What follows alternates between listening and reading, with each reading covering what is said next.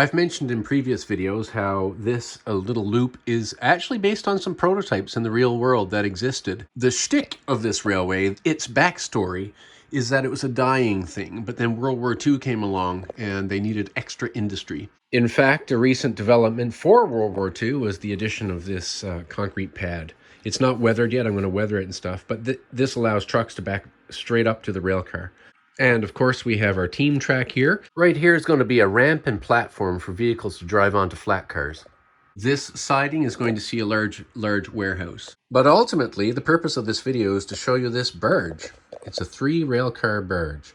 It's going to be weathered, it's not finished. And of course what the barge allows for is staging, because I'm a model railroader and I like to switch cars around as realistically as possible. So this is my staging. It's our connection to the rest of the real world. This is going to be a rail barge. Henry, when do you suppose they'll be finished this barge? I don't know, Marge. The fellow that's involved in all of this seems to be taking his dead old time. I went to the store today and I said, can you buy paint stir sticks? And they said, no, but we can give you a bunch. And so I got 10 of these. And so far, they're working awesome. I'll fill in this gap and this gap, but these gaps are going to be for like chaining up. So if you assume the water's down about here, right? This is the curve in the barge and this is the deck part. I have to build something that looks like a slight float here. It's a lake barge, so it's not like it's this giant thing with tide. But yeah, there'll be something there as well. This is just the sample size you get at the hardware store of whatever color you want to take home and try. Way cheaper than hobby paint. I'm going to use these and I'm going to cut that right there. And I'm going to use that to scrape off the top of the rails. Not that there's ever power being used on this anyway, but it looks better. I mean, I can scrape off the paint after it's dried, but it's not as easy a task then. This guy is contemplating they need a better boat. This is, of course, the concrete where the barge comes in against the edge. I was at the dollar store and, bargain store, and found these thumbtacks. Here's another piece of concrete.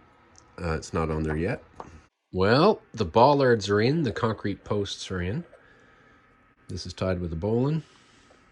I did soak some super glue into that knot in here. A dab under there, across here. You can just see it right there. It's not dry yet. And that'll lock it all in place real nice.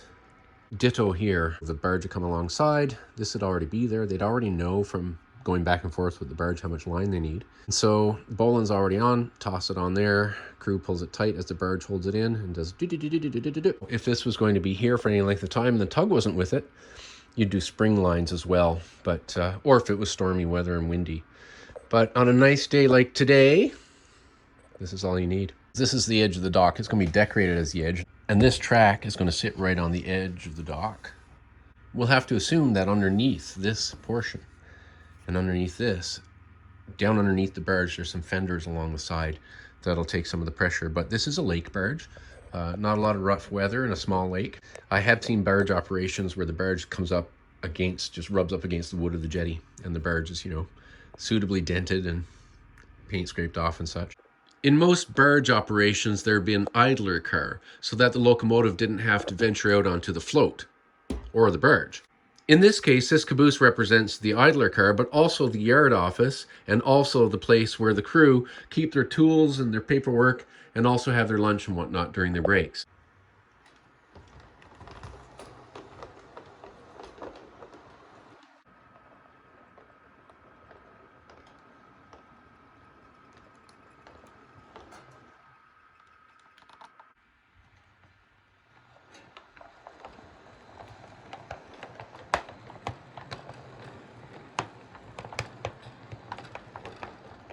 When COVID is over and I can have people over here with me, I'm going to use this live steam locomotive now and then to switch the cars around.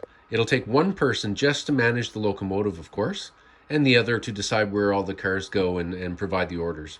In the backstory, I'll use the live steam locomotive when this little guy's in for maintenance. Notice the theme. I like to keep things as realistic as possible. Live steam engine, Live overhead powered locomotive. Yes, but I'm cleaner energy. Don't you drive a Leaf, Terry? Gee whiz. I hope you enjoyed this video where I showed you my simple barge.